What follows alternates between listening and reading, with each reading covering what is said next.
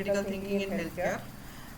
इसमें क्या रहता है, enhancing the decision making for the better outcome. हमारे पेशेंट जो हम देख रहे हैं उसके बेटर आउटकम के लिए हमें डिसीजन मेकिंग्स करना ज़रूरी है, और डिसीजन मेकिंग से हमें क्रिटिकल थिंकिंग्स के जो भी रहते हैं पेशेंट्स बेटर केयर के लिए हम हेल्प करना है। एक्चुअली इन दिस जो भी है टॉपिक्स में हमें हाईलाइट किया गया है कि the importance of the critical thinking with patients care. यही ये स्लाइड्स में आज का हमारा मेन सोर्सेस ऐड किया गया है। Let's start. Welcome to the presentation in the critical during patient care. इसमें हमें क्या देखना है, तो पेशेंट्स का it's outline the presentation objective emphasising the importance of the understanding critical thinking in the patients care and learning the strategy to the enhancing critical skill.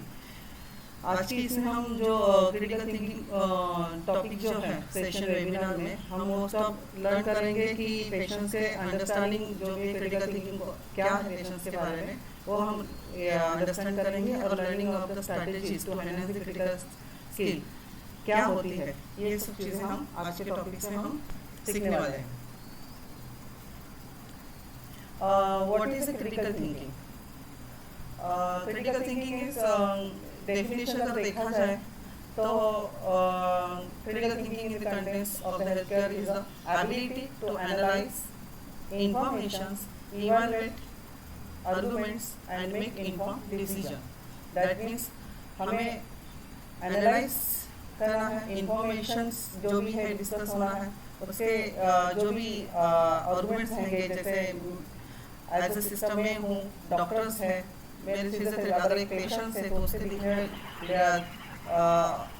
Patients को care देने वाले जो सराउंडिंग टीम रहती है उसमें आते हैं doctors, nurses, staff nurses, in charges, and physiotherapists, dietitian.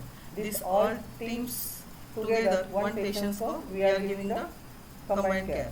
So in this situation, which whenever हम patients को handle करते हैं, that time में एक interdisciplinary rounds रहते हैं। तो ये जो teams रहते हैं वो एक साथ में rounds लेके उसमें एक arguments होते हैं, और उसमें हमारा जो final decision रहता है वो आगे डिसीजन मेकिंग में जाता है क्रिटिकल थिंकिंग में। Importance of the critical thinking in clinical decision making and patients outcomes. ये क्या होता है? तो क्रिटिकल थिंकिंग में enables to health care professionals to assess patient needs, identify potential risk and develop effective treatment of plans.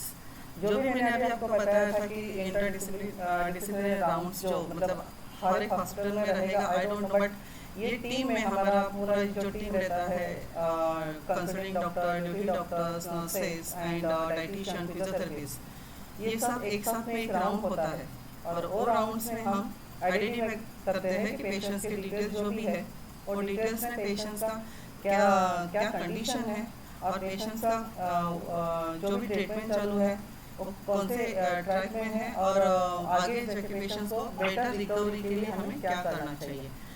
तो इसके हिसाब से हम प्लान करते हैं। दैट इज क्रिटिकल थिंकिंग कहा जाता है। की points of the critical thinking क्या है? तो एनालिसिस है, इंटरप्रिटेशंस है, इंटरफेरेंस है, इवैल्यूएशन है एंड एक्सप्लेनेशन है। पॉइंट्स है, आपको एनालाइज करना है आपके पेशेंट्स को ड्यूरिंग द राउंड।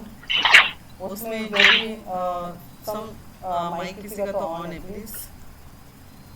तो इंटरप्रिटेशन जो भी हम जो एनालाइज कर रहे हैं उसके ऊपर हमें क्या करना है उसका प्लान हम करते हैं, उसके हिसाब से हम एक्ट करते हैं, और एक्ट करने के बाद में उसका आउटपुट क्या है दैट इज इवैल्यूएशन करते हैं, और बाद में एक्सप्लेनेशन रहता है। तो ऑल दिस थिंग्स टुगेदर जो भी हमारा आउटकम रहता है, पेशेंट्स का बेटर केयर रहता है, बेटर इम्प्रूवमेंट रहता है, we are discussing and we explaining to patient also if patient is awake, otherwise the relative. तो इससे क्या होता है, आपका group communication with patients relatives रहता है, और पेशेंट्स रिलेटिव आल्सो हैप्पी कि आपने पेशेंट्स को अच्छी तरह से देखा हुआ है और उसके बारे में आपको पूरी तरह से पता है, और आपके उनके पेशेंट्स को आप अच्छी तरह से हैंडल कर रहे हैं। तो ये सब कुछ चीज़ें कोऑर्डिनेशन से हो जाता है। नेक्स्ट बढ़ते हैं, क्रिटिकल थिंकिंग इन पेशेंट असेसमेंट। अभी इसमें क्या है, Importance of the critical thinking during the patient assessment. Critical thinking skills are essential for gathering and interpreting patients' data accurately.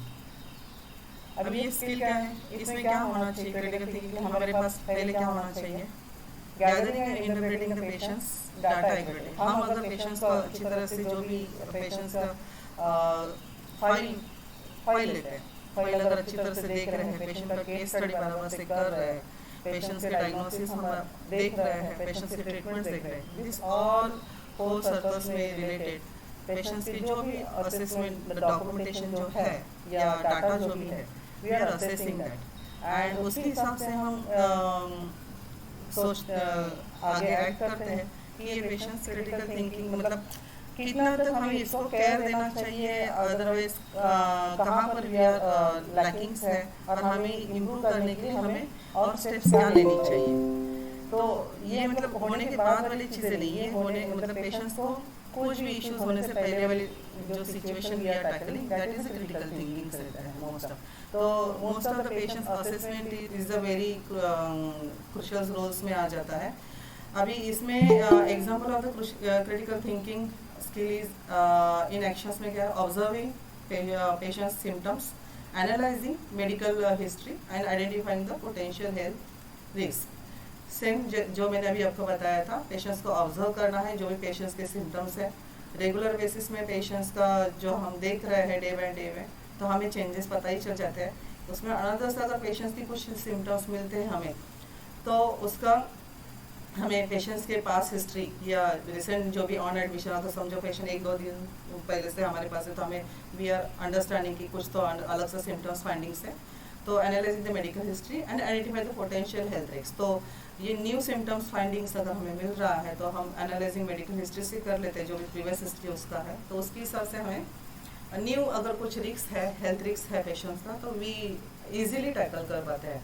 और इसके लिए हमें ज़रूरी रहता है कि पेशेंट्स अगर जब भी हमें कुछ न्यू कंप्लेंट्स करता है कि ही इज़ नॉट वेल, तो दैट वी कांट इग्नोर। हमें पहले वो हमें देखना है जाके कि एग्जैक्टली पेशेंट्स का मतलब सिम्टम्स क्या है, और पेशेंट्स का जो भी सिम्टम्स उसने बताया है दैट इज़ राइट वे में है या रॉन्ग है। कभी कभी क्या होता है, कोई कोई पेशेंट्स हमें ज़्यादा इरिटेट करता है, या साइकोलॉजी कुछ पेशेंट साइकेट्रिस्ट रहता है, साइकोलॉजिकल उनका पास्ट हिस्ट्री रहता है, कुछ एग्रेसिव रहता है, कुछ साइलेंट मोड में रहता है, कुछ पैनिक्स रहते हैं, तो अलग अलग तरीके के हमें पेशेंट्स मिल जाते हैं। एंड दैट टाइम्स अगर पेशेंट्स और पेशेंट्स रिलेटिव अगेन अगेन हमें इरिटेट कर देते तो वी दिस पॉइंट्स हम मिस कर देते हैं। तो हमें मोस्ट ऑफ वो चीज़ें नहीं करना। एज अ हेल्थ वर्कर्स हमें पहला जो पेशेंट्स हमें बता रहा है एटलीस्ट हमें जाके देख के वो उसके कंप्लेंट्स क्या है वो पहले देखना है, उसके बाद में हम थिंकिंग में आ सकते हैं कि ये पेशेंट्स को हमें प्रॉपर वे में देखना है या नहीं देखना है, या पेशेंट को जानबूझ के कर रहा है या साइकेट्रिक तौर से कर रहा है, that is the second analysis रहता है। But still first is the our attention is the most important. तो यही है कि patients observing patient symptoms analysing medical history and identify the potential health risk. तो इससे हमें क्या होगा कि हम प्रॉपर चैनल में अगर जाएंगे तो हम प्रॉपर वे में पेशेंट्स का वो सोच पाएंगे क्रिटिकल जो भी इश्यूज़ है, और हम उसके ऊपर जल्दी से उसको हेल्प कर सकते हैं। Role of critical thinking in prioritise patients need and determining the appropriate interventions.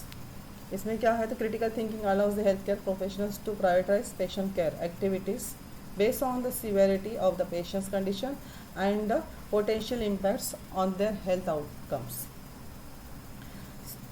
अभी इसमें क्या है, पेशेंट्स के प्रायोरिटाइज मतलब पेशेंट्स जो भी है केयर रिलेटेड एक्टिविटीज़ उसकी सीवेरिटी के हिसाब से रहता है, राइट। तो पेशेंट्स का अगर समझो पोटेशियम अगर पेशेंट्स का 2.5 है, तो अगर मेरे पेशेंट का 2.5 है और मैं दूसरे पेशेंट्स के पास में ये इग्नोर कर रही, मतलब ध्यान में ही नहीं आ रहा है मेरे कि 2.5 राइट मतलब हाई है या लो है, बट अगर हमें नहीं पता है तो हम अपने डीएमओस को या हम साइड वाइज देख सकते हैं कि नॉर्मल रेंजेस क्या है। तो इसके हिसाब से अगर हमें पता है कि पेशेंट्स का पोटेशियम अगर लोअर साइड में है और इमीडिएटली हमें वो पोटेशियम सप्लीमेंट्री देना है, तो that is my analysing and observations है, और वो ऑब्जर्वेशन से मुझे जल्दी से पेशेंट्स को क्या देना है, पोटेशियम सप्लीमेंट्री देना है, इंजेक्शन पोटेशियम जो भी है हमें देख के पेशेंट्स का इमिडिएटली वो जो रिस्क पॉइंट है डिस्ट्रॉय करना है। तो इससे क्या होगा, जो भी फर्दर पोटेशियम डिक्रीज की वजह से जो भी कार्डियक इश्यूज होगा या रिलेटेड समथिंग इश्यूज जो भी रहेंगे हम डिसॉल्व कर सकते हैं। तो दैट मीन्स हम पोटेंशियल इम्पैक्ट जो भी पेशेंट्स के रिलेटेड रहेगा वो सॉल्व कर सकते हैं और अच्छा हमें आउटपुट पेशेंट्स के बारे में मिल सकता है। इसलिए क्रिटिकल थिंकिंग ज़्यादा ज़रूरी रहता है इन असेसमेंट ऑल्सो। तो आपके असेसमेंट में जो भी चीज़ें रहती है पेशेंट्स का, एक तो ऑब्जर्वेशन आएगा, एनालिसिस आएगा, पेशेंट्स के जो भी सिम्टम्स रहेगा उसका मेडिकल हिस्ट्री रिलेटेड रहेगी एंड पेशेंट्स के जो ये रहेगा रिस्क, उसके हिसाब से डायग्नोसिस एंड उसके रिपोर्ट्स, ये सब चीज़ों का हमें कोऑर्डिनेशन करके पेशेंट्स का हमें क्रिटिकल थिंकिंग्स का सॉल्यूशंस निकालना रहेगा। नेक्स्ट बढ़ते हैं, strategy for the effective clinical thinking क्या है। अभी इसमें हम क्रिटिकल थिंकिंग तो देख ही रहे हैं, बट अभी इसके लिए हमारा स्ट्रैटेजीज क्या रहना चाहिए। तो overview of the strategies to enhance the critical thinking skill during the patients care is Socratic questioning, mind mapping and red model. ये मोस्ट ऑफ स्ट्रैटेजीज आते हैं। तो लेट्स हम देखते हैं अभी one by one. Socratic question क्या रहता है क्रिटिकल थिंकिंग में। सोक्रेटिक क्वेश्चन इसलिए इम्पोर्टेंट क्योंकि इसमें हम क्या करते हैं, the asking open ended questions to gather the information and explore the underlying issues. Some patient is introverted रहता है, सम एक्सट्रोवर्टेड रहता है, बट अल्टीमेटली हमें वन पॉइंट पे ही जाना है कि पेशेंट्स हमारे पास क्यों आया है और अभी उसको क्या तकलीफ हो रही है, और वही तकलीफ के ऊपर हमें मलहम पट्टी करके उसको डिस्चार्ज देना है। That is our target. तो हमारा अगर पेशेंट्स समझो हिस्ट्री ऑफ फॉल करके हमारे पास आया है, तो हिस्ट्री ऑफ फॉल में पेशेंट्स कहीं से भी फॉल हो सकता है। एक तो स्टेयरकेस से हो सकता है, या लैडर ऊपर चढ़ने के बाद में हो सकता है, या कहीं से तो बैलेंस होके गिर गया रहेगा, अदरवाइज़ कोई तो सडनली स्ट्रोक हुआ रहेगा, बीपी हाई हुआ रहेगा, तो स्ट्रोक की वजह से गिरा रहेगा। तो ये क्वेश्चनिंग्स बार बार हमें पूछ के, asking open ended questions to gather the informations, तो हमें बार बार पूछने के बाद में एग्जैक्टली रूट में हमें आंसर मिल जाता है कि पेशेंट्स कहाँ से गिरा है। That is one example. And second, तो हमें पता चल जाता है कि मतलब अगर पेशेंट्स अगर कुछ भी नहीं है, नॉन केस में कुछ नहीं, एडीएम नहीं, हाइपरटेंशन नहीं है, और सडनली पेशेंट्स को गिडीनेस आया, पेशेंट गिर गया, या सडनली पेशेंट्स का गिरा, तो कारण क्या है। तो हमारे पास जब भी पेशेंट्स आ जाता है तो बीपी अगर शूट अप है तो हमें अंडरलाइन इश्यूज हमें पता चल जाते हैं कि सडनली पेशेंट का new findings of the hypertension है। इसकी वजह से जो पेशेंट्स को प्रीवियस नहीं था और ही नॉट अवेयर कि मुझे बीपी का तकलीफ है, तो बीपी इंक्रीज होने के कारण पेशेंट्स का स्ट्रोक आया और पेशेंट आपके पास आ गया। तो हम जब भी बार बार एक सब क्वेश्चंस पूछेंगे तो वन पॉइंट से हो जाएंगे। कभी कभी पेशेंट्स के रिलेटिव के साथ में रिलेटिव अनदर पर्सन रहता है, उसको एक चीज़ें पता नहीं रहती हैं, तो हम पेशेंट्स थोड़ा बहुत अलर्ट होने के होता है तभी हम पूछ सकते हैं, अदरवाइज़ फिर रिलेटिव आने के बाद में हमें वो जो भी क्वेश्चन है पूछ के हमें आंसर्स लेना रहता है। तो इसके हमें क्या होगा, अंडरलाइन जो भी इश्यूज़ है हमें अच्छी तरह से एक्सप्लोर कर सकते हैं। Second is the mind mapping. Mind mapping क्या होता है, visualise the patient data and relationship to identify the pattern and connection. अभी इसमें क्या है, डेली बेसिस में अगर मैं बोलूँ तो मैं मेरे पेशेंट्स को जब भी राउंड में जाती हूँ तो ऑल पेशेंट्स में देखती हूँ। अभी वो पेशेंट्स में हम क्या देखते हैं कि पेशेंट्स मेरा कैसे बात कर रहा है, पेशेंट्स का पूरी तरह से मतलब जो भी केयर्स है बराबर से हुआ है उसका कम्युनिकेशन में करती हूँ। तो कम्युनिकेशन करने से मुझे बेटर पता चल जाता है कि मेरा पेशेंट्स जो भी इफेक्टिव कम्युनिकेशन बराबर है नहीं है, स्पीच बराबर है नहीं है, दैट इज़ माई ऑब्जर्वेशंस रहता है। और साइमल्टेनियसली उसके केयर के बारे में पूछूंगी, आपका जो भी चीज़ें हैं डेली बेसिस के चेंज हुए नहीं हुए हैं, तो उससे मुझे पता चला पेशेंट का केयर मेरा प्रॉपरली चालू है। थर्ड इज़ द पेशेंट्स के आउटपुट, इनटेक एंड आउटपुट के बारे में मुझे मतलब मोशन हुआ है, यूरिन पास हुआ है, तो they given the right answer, तो मुझे वो पेशेंट्स का राइट वे में इनटेक आउटपुट का जो भी शेड्यूल्स है मतलब बराबर से प्रॉपर चैनल में चल रहा है, दैट इज़ आई मतलब मुझे आइडियाज़ मिल जाते हैं। नेक्स्ट, पेशेंट से रिलेटेड, पेशेंट्स अगर ये कुछ हमें बता रहा है कि नहीं मुझे ठीक नहीं मतलब टिंगलिंग हो रहा है या बैलेंस जा रहा है, सो मैं ऑब्जर्विंग द पेशेंट्स का मतलब कौन से साइड से मतलब उस मतलब क्या करने के बाद में उसको गिडीनेस होता है, that is a patients bed पे होते हुए गिडीनेस हो रहा है या सिटिंग पोजीशन में हो रहा है या स्टैंडिंग पोजीशन में हो रहा है। तो इससे हमें आइडियाज़ मिल जाती है कि पेशेंट को how much we should mobilise, patient को मोबिलाइज कितना मतलब इसमें हम कर सकते हैं। तो इस तरीके से एक ही राउंड के टाइम में मेरा माइंड मैपिंग हो जाता है कि how is the my patient is at present. तो उसके हिसाब से फिर मैं उसी टाइम में एज माई स्टाफ्स तो मेरे साथ ही रहते तो उनको भी गाइडेंस मिल जाता है और प्लस मेरे पेशेंट्स को डायरेक्टली कम्युनिकेशन मेरा हो जाता है कि आपका ये ठीक नहीं है, गेट ठीक नहीं है, आपको कौन से साइड टर्निंग में आपको लेटना चाहिए, अगर वॉवेल ओपन नहीं है तो वी हेल्प यू आउट, हम आपको कुछ ना कुछ दे देंगे, उससे आपको रिलीफ मिल जाएगा, दैट इज़ अ श्योरिटी रहती है मेरे साइड से। दूसरा अगर पेशेंट्स को गिडीनेस और टिंगलिंग से अगर ज़्यादा ही बता रहा है या अनदर कुछ बोल रहा है कि थोड़ा सा हेवीनेस लग रहा है, तो on this spot BP checking करके पेशेंट्स का बीपी नोटेट किया जाता है, अगर हायर साइड में है तो उसका मेडिसिन ऑन द स्पॉट दिया जाता है। ये सब चीज़ें हो जाती है और उसके हिसाब से फिर उसका केयर प्लान आ जाता है, that is my mind mapping. तो केयर प्लान में क्या है, मैं पेशेंट्स को तो एक बात बता दूँगी, पेशेंट अकेले वॉशरूम नहीं जाना है, वॉशरूम अकेले जाओगे तो क्या हो सकता है उसके बारे में उसको मैं गाइडेंस दूंगी। तो इससे मेरा क्या होगा, फॉल प्रिवेंशन होने के ज़्यादा मतलब प्रिवेंट होने के ज़्यादा चांसेस हो जाते हैं कि ये इश्यूज़ नहीं क्रिएट होते हैं।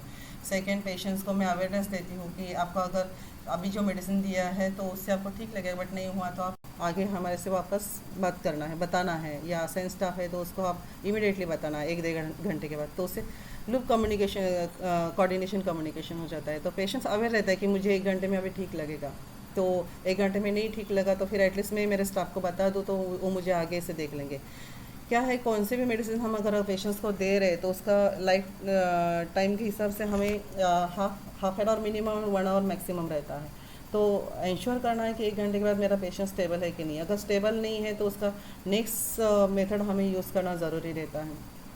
एग्जैक्टली कि अगर बीपी हायर साइड में है तो स्टार्ट मेडिसिन मैंने दिया है, 1 घंटे में कम नहीं हुआ, पेशेंट सेम कंप्लेंट्स कर रहा है तो उसको नेक्स्ट कम्युनिकेशन करके कंसल्टेंट से कम्युनिकेशन करके उसको नेक्स्ट मेडिकेशन देना है या अनदर कुछ टेस्टिंग करना है, वो आगे वाला ये आ जाता है, इंफॉर्मेशन आ जाती है। तो इसके हिसाब से हम अपना नर्सिंग केयर प्लान भी बना देते हैं डेली बेसिस का। जब भी हम राउंड पे जा रहे हैं उसी टाइम में हमारा एक क्लियर कट हो जाता है। तो राउंड के टाइम में हमारा माइंड मैपिंग क्या होता है, पेशेंट क्लिनिकली बेटर है या नहीं है, पेशेंट के सिम्टम्स के हिसाब से पेशेंट्स को क्या प्रिवेंट करना चाहिए उसके बारे में हम पेशेंट से कम्युनिकेशन करते हैं, और पेशेंट्स को हम प्रिवेंटिव एक्शंस के साइड से भी हम बताते हैं। जैसे हम बोलते हैं कि अगर आपको गिडीनेस है तो आप अकेले उठ के वॉशरूम नहीं जाना है, आपको हेल्प लेना ही है, अदरवाइज़ क्या होगा, आप हेल्प नहीं लोगे तो आपका बैलेंस होने के चांसेस रहेंगे, आप गिरोगे और गिरने के बाद में दूसरा इश्यूज़ डेवलप हो सकता है। तो बेटर है एक इशू के साथ आप आए हो तो एक इशू से ही डिज़ोल्व करके आप जाओ, अनदर इश्यूज क्रिएट नहीं होना है, उससे आपको ही तकलीफ ज़्यादा होगी।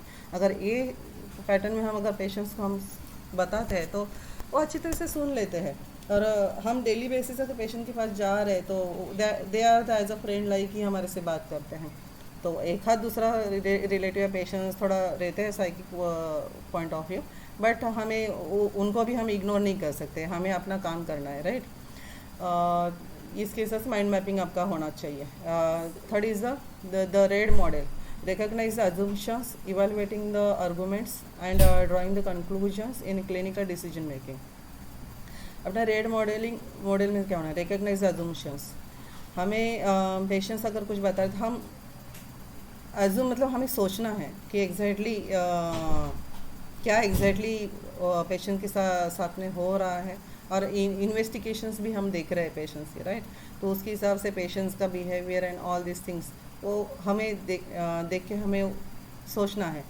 या उसके बाद में इवैल्यूएटिंग आर्गूमेंट्स, जो भी उसके आउटकम, जैसे हमने पोटेशियम पेशेंट्स को दिया है, उसके बाद में पोटेशियम देने के बाद में पेशेंट्स का जो भी है सिम्टम्स हम देख रहे हैं, हम उसकी देखने के बाद में पेशेंट्स की न्यू कुछ कंप्लेंट्स के है क्या, अदरवाइज पेशेंट्स का पोस्ट पोटेशियम सप्लीमेंट्री पेशेंट्स का पोटेशियम राइट मतलब नॉर्मल में आया हुआ है क्या नहीं, ये हम all this things we are want to देखना ज़रूरी है।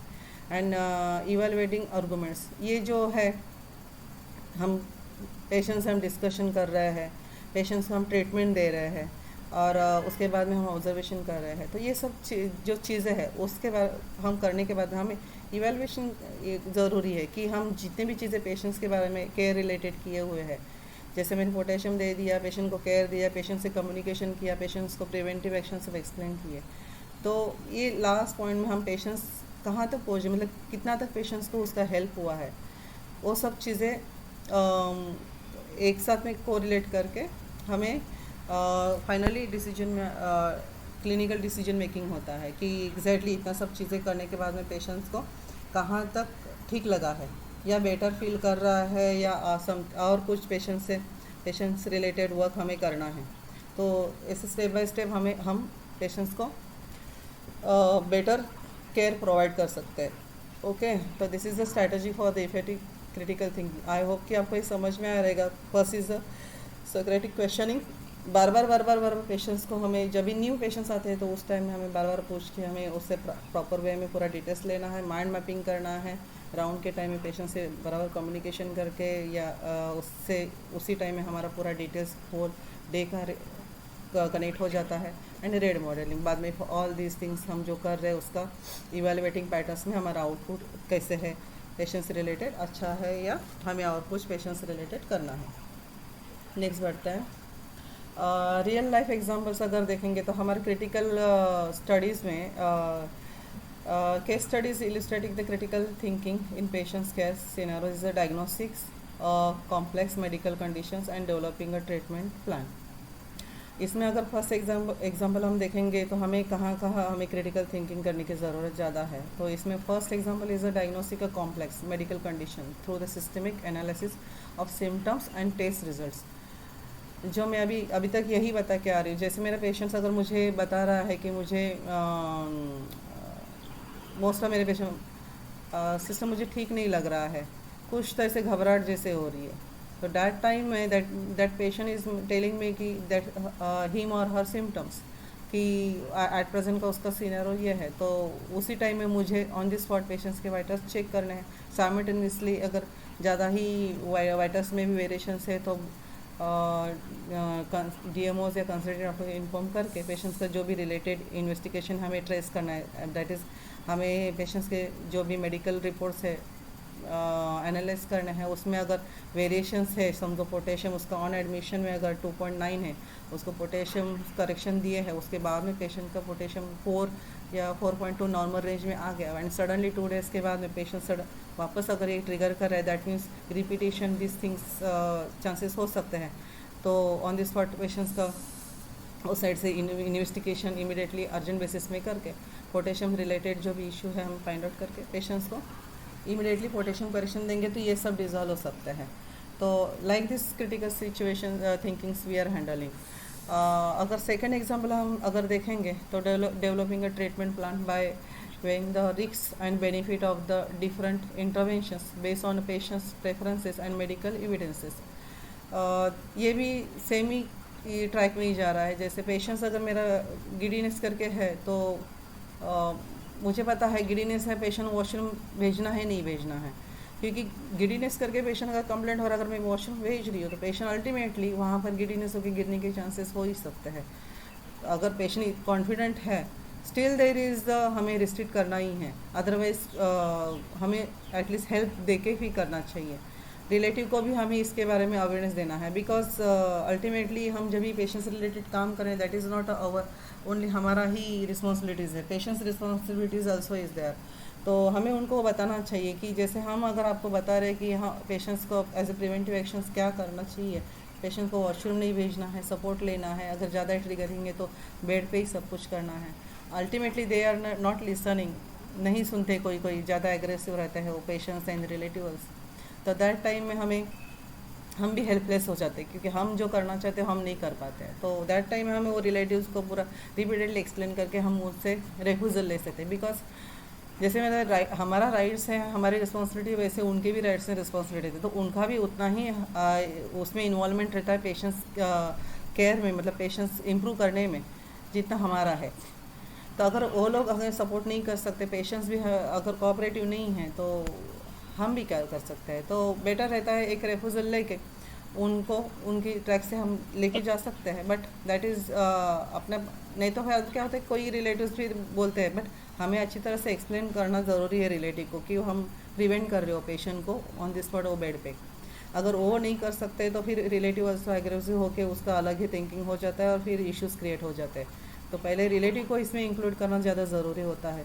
तो भी इंश्योर रहो कि जब भी आप पेशेंट्स केयर दे रहे, ऐसे केसेस हैंडल कर रहे हैं कि गिडीनेस रहे या फॉल केसेस रहे, इन्फॉर्क केसेस रहे, साइकेट्रिक केसेस रहे, तो ये केसेस सिचुएशंस में बहुत सारी चीज़ें ऐसे ही होती है कि रिलेटिव्स कभी कभी एग्रेसिव मूड में रहते हैं और पेशेंट्स आल्सो सेम ही इसमें रहते हैं। तो हमें फर्स्ट क्या करना है, रिलेटिव का जो भी बिलीवनेस, हमें उनको बताना चाहिए कि we are the right track, वो हमें बताना आना चाहिए। अगर हम उनको ये चीज़ बता देते तो दे ऑलवेज सपोर्ट अस। और ये साइड से हम जब भी उनको बोलते हैं कि आप रिस्पॉन्सिबिलिटी, आप अपना मतलब रेफ्यूज़ल कंसर्न दे दो, तो that time they hesitated that, तो वो रिस्पॉन्सिबिलिटी लेना नहीं चाहते, तो अल्टीमेटली वो केस अपने पास ही आ जाता है। तो हमें उस तरीके से हमें जाना है। बट हमें क्या करना है, सिर्फ पेशेंट्स का जो भी जा रहा है पेशेंट्स रिलेटेड केयर, तो हम सोच रहे हैं ना क्रिटिकली कि पेशेंट्स अगर गिर जाएगा, दैट इज़ माय थिंकिंग है। गिरने के बाद में क्या होगा, पेशेंट को कुछ हेड इंजरी हो सकता है, फ्रैक्चर हो सकता है, तो वो नहीं होना है। तो वो थिंकिंग की वजह से ही मैं पेशेंट्स को यहाँ पर रोक रही। तो वही चीज़ें मुझे मेरे रिलेटिव्स को, पेशेंट्स अगर अवेयर है तो पेशेंट्स को बताना है, वो नहीं समझ सकता है तो रिलेटिव को बताओ। और ultimately take the concern of the patients relatives. हम कितना हम पकड़ के रख सकते हैं अच्छे के लिए भी, प्रिवेंटिव एक्शंस के लिए भी, राइट ना। ठीक है, नेक्स्ट बढ़ते हैं। तो this is a real life example है। जैसे आप डायग्नोसिस पेशेंट्स का ऑब्जर्वेशन, सिम्टम्स के हिसाब से ऑब्जर्वेशंस, उसके बाद में रिपोर्ट्स एनालिसिस एंड उसके ऊपर ट्रीटमेंट देके आप ये सॉल्व कर सकते हो। Second is a patients condition जो भी है उसके हिसाब से पेशेंट्स रिलेटिव एंड इनको गाइड करके as a preventive and critical thinking जो भी हम सोच रहे हैं उसके हिसाब से पेशेंट के प्रिवेंटिव एक्शंस हम फॉलो कर सकते हैं। नेक्स्ट, कॉमन चैलेंजेस, पिटफॉल्स क्या होते हैं इसमें। तो most of the common challenges in critical thinking during the patients के cognitive biases and the time constraints. अब कॉग्निटिव बायसेस क्या है, recognising and mitigating biases that may influence the clinical judgement. हम कभी कभी सोच लेते हैं कि, जैसे मैंने बताया था कि साइकेट्रिक पेशेंट हम सोच लेते हैं कि ये पेशेंट ऐसा ही है, छोड़ देते हैं, क्या करना है, बार बार वी आर सो इरिटेटेड ना, क्योंकि हम इतने सारे काम के बीच में इनको ठीक करने के लिए सोचते हैं, तो हमारे भी माइंड ऑफ थॉट वैसे ही हो जाता है, ये बार बार इरिटेट कर रहे हैं तो वो ऐसे ही कर रहा है, तो हम इग्नोर कर देते हैं। मिटिगेशंस बायसेस, हम जो चीज़ें हैं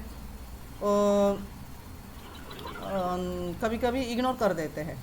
रिकॉग्नाइज में क्या होता है कि हम सोचते हैं कि ये पेशेंट ऐसा है और हम वो चीज़ को ध्यान नहीं देते हैं। मिटिगेशन में हम इग्नोर कर देते हैं कि हमें ये नहीं करना है, अदरवाइज़ कुछ बिजी कंडीशंस आ जाते हैं और हम वो छोड़ देते हैं।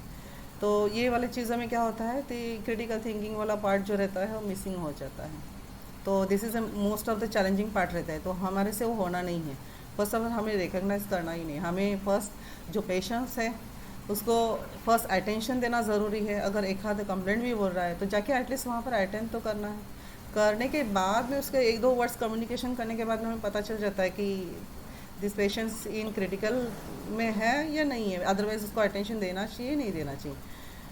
तो that is also very important. और मिटिगेशन तो होना ही नहीं है, क्योंकि हम जो काम कर रहे हैं उसमें कभी भी कोई भी पेशेंट को कभी भी ट्रिगर होने के चांसेस रह सकते हैं। एज़ पर माई नॉलेज, मेरे पेशेंट्स मलेरिया डेंगू के patients also they are thinking कि हम ठीक है, मोबिलाइज हो रहे अच्छी तरह से सब कुछ इनटेक आउटपुट चार्ट है, but suddenly one point of view में पेशेंट्स वॉशरूम में जाता है और सडनली कोलैप्स हो जाता है, वाई? तो ये तो कोई भी सोच नहीं सकता है, बट ये होने पॉसिबिलिटीज हो जाते हैं। बिकॉज क्या है, जब भी पेशेंट मलेरिया डेंगू में आते हैं तो उसके ऑलरेडी पैरामीटर्स ब्लड के ऑन अप डाउन में रहते हैं।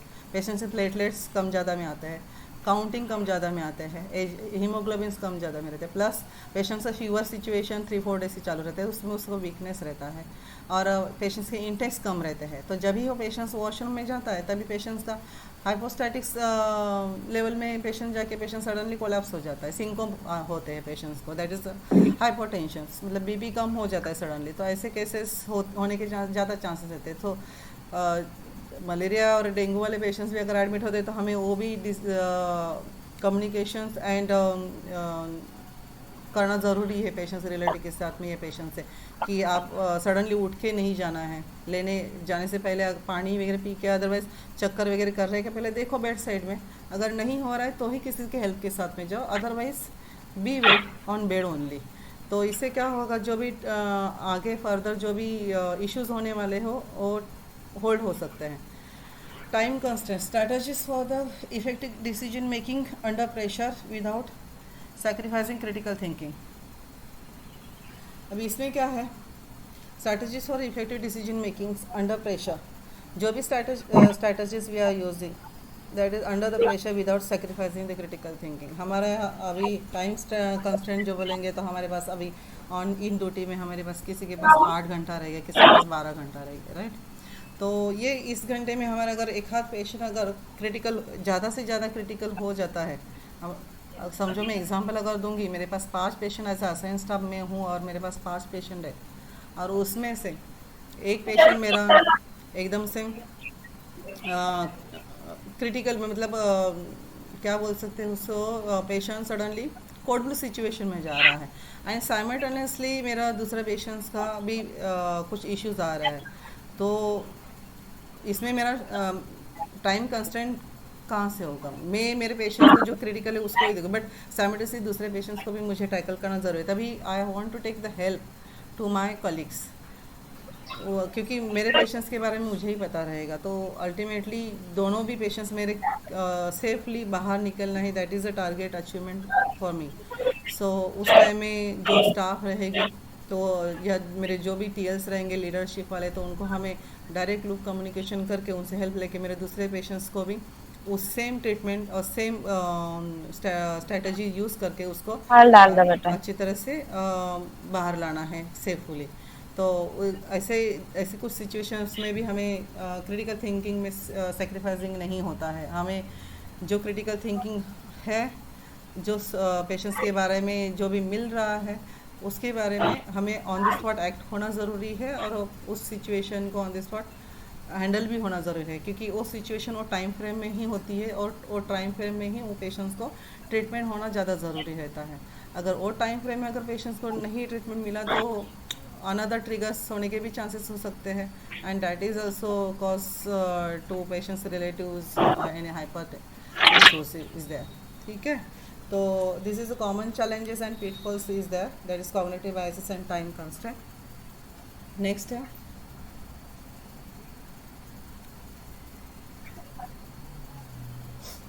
Collaborative decision making.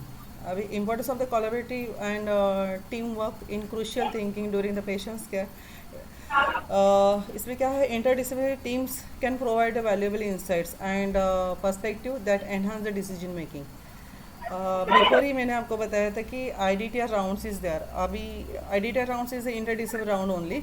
तो इसमें क्या होता है, we all team is there, तो incharges, staff nurses, doctor, duty doctors, physiotherapist, dietitian and this all teams come together and they take the one round to of the patients. So क्या रहता है, role of the interdisciplinary teams in sharing information perspectively and expertise.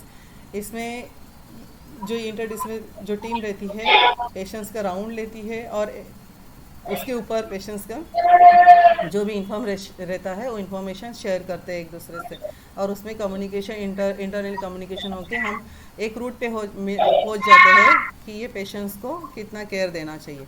That is ये role of the interdisciplinary teams in sharing information perspectives and expertise. इसमें क्या है, तो collaboration allows healthcare professionals to leverages their collective knowledge and skill to address complex patients care issues effectively। इससे बता हम एक दूसरे से जो क्या हो गया। टोटली कम्युनिकेशन करके उसमें एक पॉइंट पे पहुंच जाते हैं कि ये पेशेंट्स हमको भी कैसे लेके आ। तुमको तो लेके आया है, तुमको कैसे लेके आया बताओ।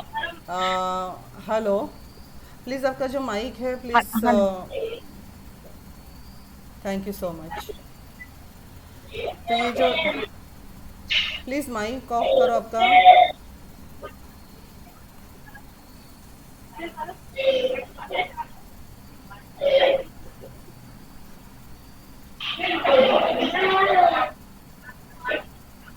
2 minute. Mani ji please mic off करेंगे। Yes yes ma'am. Yes, thank you so much. तो ये इंटरडिसिप्लिनरी टीम में जो है ये ऑल पर्सनस टुगेदर पेशेंट्स से एक टीम राउंड लेते हैं, इंटरडिसिप्लिनरी राउंड। उसमें पेशेंट्स केस देखा जाता है। तो my point of view as a staff nursing care point of view में देखूंगी डॉक्टर साइड से, डॉक्टर्स के जो भी चेंजेस थे उसके बारे में देखिएगा। फिजियोथेरेपी अगर चालू है तो फिजियोथेरेपी से डिस्कस किया जाएगा कि ये पेशेंट्स को कौन सा फिजियोथेरेपी दे सकते हैं। अगर COPD रिलेटेड है तो COPD चेस्ट फिजियोथेरेपी वगैरह ऐसे, मतलब ये पूरा कम्युनिकेशन किया जाता है। डाइटिशियंस रिलेटेड भी पेशेंट का DMI हाइपरटेंशन है, कौन सा डाइट जा रहा है, दिस इज इफेक्टिव और नॉट, कैलोरीज बराबर जा रहे हैं नहीं जा रहे हैं, this all this things together communication होने के बाद में लास्ट पॉइंट में पेशेंट्स केयर साइड से जो भी इश्यूज रहते हैं वी कम्प्लीटली सॉर्ट आउट कर देते हैं। Benefit of the collaborative decision making for improving the patients outcome and reducing the medical errors. इसका बेनिफिट्स क्या होता है, इसमें क्या होता है, हम सब एक साथ में as a team interdisciplinary round में जाते हैं। इसमें पेशेंट्स ऑल जो है इम्प्रूवमेंट साइड से हम ऑल डिसीजन मेकिंग लेते हैं, और उससे क्या होता है पेशेंट आउटकम एंड मेडिकल जो एरर्स रहते हैं तो वो अवॉइड होते हैं। जैसे अगर हम साथ में जा रहे हैं तो पेशेंट्स का अगर मेडिकेशंस में इकोस्ट्रीन 75 mg डेली बेसिस में जा रहा है, बट कंसल्टेंट्स को इकोस्ट्रीन गोल्ड चाहिए रहेगा, बिकॉज पेशेंट्स को कुछ फाइंडिंग्स अगर न्यू आ रहेंगे तो वी कम्युनिकेटिंग कि पेशेंट्स को this is a plain Ecosprin चालू है तो गोल्ड चालू करना है क्या, we communicating in that ways only. तो that time they we are taking the decision कि हाँ नहीं, पेशेंट्स को Ecosprin only not a sufficient, हमें इकोस्ट्रीन गोल्ड देंगे एज अ कॉम्बिनेशन ड्रग्स है, क्लोपिडाइन इकोस्ट्रीन एंड एट्रोस्टैटिन, तो वो हमें चालू करना ज़रूरी है। तो we are started in that one point of, तो हम ये बंद कर देते ऑन दी स्पॉट और दूसरा चालू कर देते। तो इससे हमारा क्या होगा, मेडिकल जो भी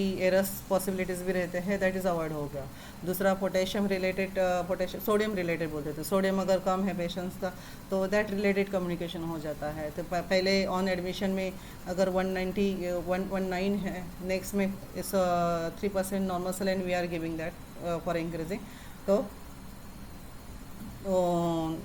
उसके देने के बाद में पेशेंट का इंक्रीजिंग 130 हुआ है। तो अभी के सिचुएशन ऑन राउंड में जो इंटरडिसिप्लिनरी राउंड है उसमें टाइम में क्या है तो हम देखते हैं, उसके हिसाब से फिर आगे देना है सोडियम या स्टॉप करना है, वो we are taking care of that. Related protein अगर हम बोलेंगे तो पेशेंट्स का albumin we are giving, patients का प्रोटीन अल्बुमिन कम है, albumin most of we are giving the 3 days अगर कम है तो, that is ILD CLD cases में we are giving right.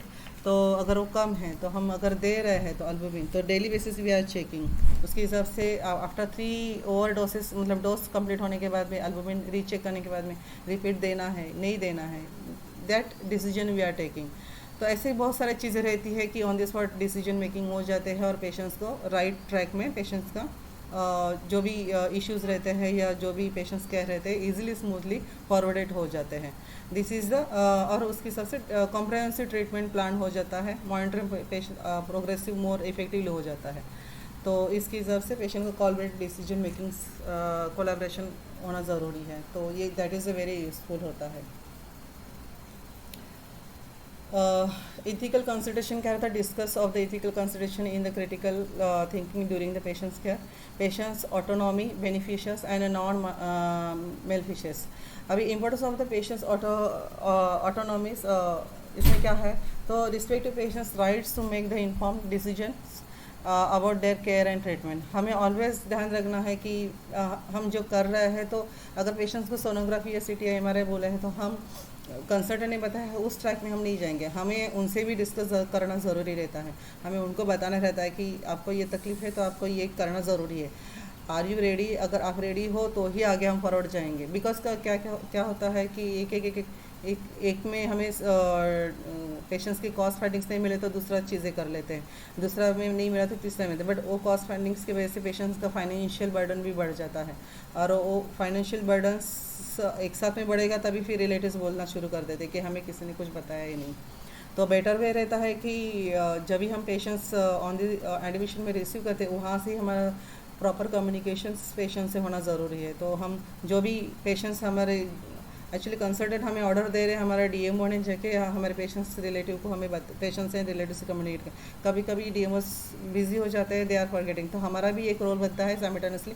DMO ने बताया रहेगा तो भी हमारा एक कम्युनिकेशंस रिलेटिव से होना है कि आपको ये चीज़ें बताई गई है और ये चीज़ें हम कर रहे हैं। अदरवाइज़ कुछ कॉस्टली इन्वेस्टिगेशंस रहते हैं, कोई न्यूरोलॉजिकल कंडीशन में बताते हैं जो 15,000 16,000 के वगैरह ऐसे कुछ आते हैं। तो that also we have to communicate with the relatives कि आपका ये ज़्यादा कॉस्ट वाला है तो आर यू एग्री, क्योंकि अगर प्राइवेट पेशेंट है तो उसका ये सब फाइनेंशियल बर्डन झेलना बहुत मुश्किल होता है। तो लास्ट में बहुत खिचखिच और शुरू होने के चांसेस ज़्यादा रहते हैं, और पेशेंट्स के हेल्थ में तो अफेक्ट होता ही है। तो बेटर रहता है स्टार्टिंग से अच्छी तरह से रिलेटिव से पेशेंट से कम्युनिकेट करके स्मूथली ये डिसीजन मेकिंग्स में जाना है, अदरवाइज फिर रेपोजल लेना है, सीधा सिंपल है। Benefits acting in the best interest of the patients and promoting their wellbeings. जो भी है पेशेंट से रिलेटेड, हमें जो भी हम केयर दे रहे हैं पेशेंट को अच्छी तरह से एज अ प्रोटोकॉल या प्रोसीजर्स रिलेटेड जो भी रहते हैं उसके हिसाब से बेस्ट जितना दे सकते हैं उतना एक्ट हमें करना आना चाहिए। अगर माउथ केयर देना है तो क्लोरोक्सिडिन यूज़ करना ही है, वो पानी से नहीं होगा, that is the best act रहता है, उसका मेथड है देने का। पेशेंट्स को पोजीशन प्रॉप्ट अप देना चाहिए, पेशेंट्स को प्रॉपर वे में क्लीनिंग होना है, कौन से मेथड से होना, मतलब किस तरीके से होना, ये सब चीज़ें हम जब भी देते हैं अच्छी तरह से देना आना चाहिए। दैट इज़ द पेशेंट्स का जो भी हेल्थ केयर है हम अच्छी तरह से प्रमोट कर पाएंगे। Non malfeasance avoid harm to patients and minimizing the risk associated with the medical interventions। जैसे आपका अगर पेशेंट्स को IV कैनुला चालू है और उसमें पेशेंट मोस्ट ऑफ हम कैनुला 3 days रखते हैं, बट अगर आउट नहीं है हम आगे भी रख सकते हैं, not to worry. But patients अगर कंप्लेंट करके मुझे पेन है और रेडनेस है, स्वेलिंग है, still there is a we are keeping and giving the all the medications, that is a we are harming to patients. तो वो चीज़ें नहीं होनी है। तो उससे क्या होगा, आपका थ्रोम्बोफ्लेबाइटिस होगा, थ्रोम्बोफ्लेबाइटिस होकर उसमें वापस अनदर थ्रोम्बोफ्लेबाइटिस, अगर वो भी एक्शन अच्छी तरह से नहीं हुआ रिड्यूस करने के लिए थ्रोम्बोफ्लेबाइटिस, तो उससे पेशेंट्स का गैंग्रीन्स या पस फॉर्मेशन होता है, फिर उसमें डिब्राइमेंट्स के चांसेस होते हैं। सो इस साइड से हमें और आगे बढ़ना नहीं रहता है। सो जब भी पेशेंट्स का हमें हार्म नहीं देना है तो पेशेंट्स का IV कैनुलेशन भी हम जब भी कर रहे हैं तो हमारा ऑब्जर्वेशन होना ज़रूरी है। ऑब्जर्वेशन में पेशेंट का रेडनेस, पेनिंग, अगर ऐसे कुछ साइन आ रहे हैं तो इमिडिएटली वो रिमूव करना है। दैट इज़ हमारे स्टाफ्स को हमें गाइडेंस देना ज़्यादा ज़रूरी रहता है। इसमें अभी examples of the ethical dilemmas and strategies for resolving while the upholding the patient's rights and ethical principles. Healthcare professionals must navigate ethical consideration in critical thinkings and decision makings to ensure that a patient's care is conducted ethically and responsibly. हमें सबसे ज़्यादा जो भी है हमें बराबर से patients की जो राइट्स रिस्पॉन्सिबिलिटीज़ है वो पकड़ के अच्छी तरह से हमारे जो नॉलेज है प्रोसीजर्स रिलेटेड पेशेंट्स केयर से रिलेटेड एप्लीकेशंस अच्छी तरह से होके पेशेंट्स को हमें अच्छी तरह से रिकवर पॉइंट ऑफ व्यू में लेके जाना है, वही हमारा अच्छी तरह से टारगेट होना चाहिए। ओके, चलो बस इतना ही है आज का जो टॉपिक्स हैं। आज के टॉपिक्स में हमने मोस्ट ऑफ सीखा है कि importance of the critical things providing the high quality patients care, critical thinking skills enable the healthcare professional to assess the patient needs, analyze the information, develop evidence-based patient's plan, and next is the encouragement for the healthcare professionals to continue developing and applying critical thinking skills in their practices. Continuous learning and improvements are essential for the enhancing the critical thinking and delivering the optimal patient care. Thank you so much.